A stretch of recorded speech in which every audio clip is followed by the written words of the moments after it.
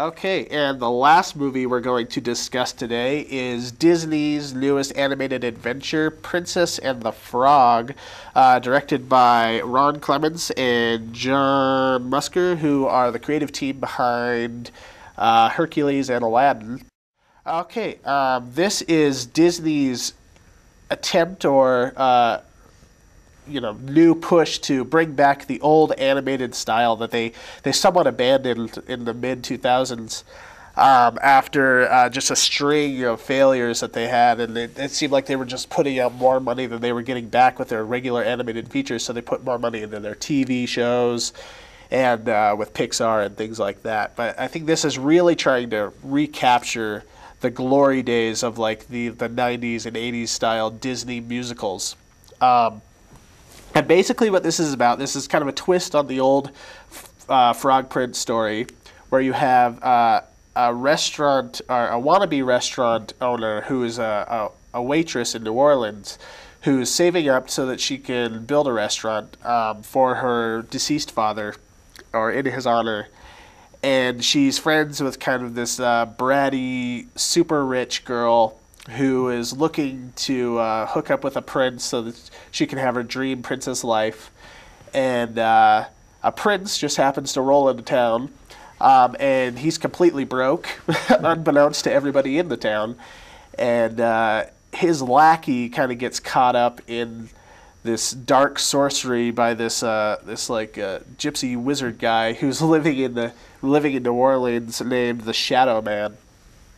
And through this voodoo hoodoo magic, the prince becomes a frog, the lackey becomes the prince, and because the waitress kisses the frog, sort of tricked into it, she also becomes a frog. So they have to before midnight, have to try and become humans again. So it's kind of a complicated plot, obviously. I'm sort of having a hard time trying to relay it because there's a lot of ins and outs going on here. But I think that this movie was a lot of fun. I think the middle stretch of the movie kind of sags a bit. It's a little bit longer than your average Disney movie. It was about an hour and 48 minutes or so. So I think there was some stuff in the middle that kind of was less impressive, I guess. I'm just trying to establish their relationships as frogs. It was it brought back the classic Disney. I mean, that's... Yeah. Although if I were from the South, I would be completely offended by this movie. Okay. Because you're either retarded or... Very stereotypical. Or stereotyped as a jazz musician. And that's it. This was a stereotypical Disney movie about stereotypes. Yeah, exactly. I felt... one of my biggest complaints with the movie is that there was just nothing new really here. You had the New Orleans setting, and that was interesting, and the New Orleans jazz Zydeco kind of music, and some of that was fun, some of it wasn't.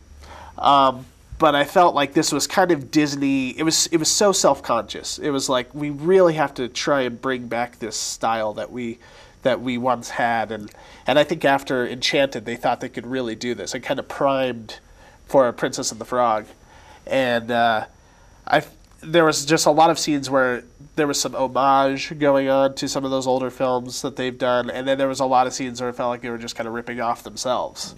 But in general, I did have fun with the movie. I had fun with the songs, and I don't know if it's going to have that same timeless quality that some of those, like Aladdin and Lion King and all of those movies had, but I think kids are definitely going to enjoy it. Oh yes, definitely. But I do agree with you on the stereotypes thing. I didn't want to. I was a little wary to even bring this up because you say the word racist and people have a lot of connotations there. But there were some parts of this movie where I was like, this is turning into almost a minstrel show. Yeah, it was interesting. I think the bad guy should have got more though. That was my least thing. Is it's all about voodoo magic. And the voodoo magic has one little musical number in it, and then kind of a little bit in the end, and then the rest of it's just the frog story. Yeah. And I wanted a lot more voodoo in it, because I really think the play with the lights and the skulls and stuff, and the Mardi Gras king, so there should have been more Mardi Gras references and stuff. Yeah. I was hoping for a lot more of that, but yeah, the music was great. Loved A lot of the random jokes they had throughout it were good. The little redneck Firefly was pretty fun. Oh yeah, he was probably my favorite character, and his actually. love for a star because he thinks it's a firefly. That was really interesting. Yeah. I did like the main bad because he reminded me of the bad guy from James Bond, Live or Let Die. Yeah. Ben Samedi, and I was just like, correlations, nice.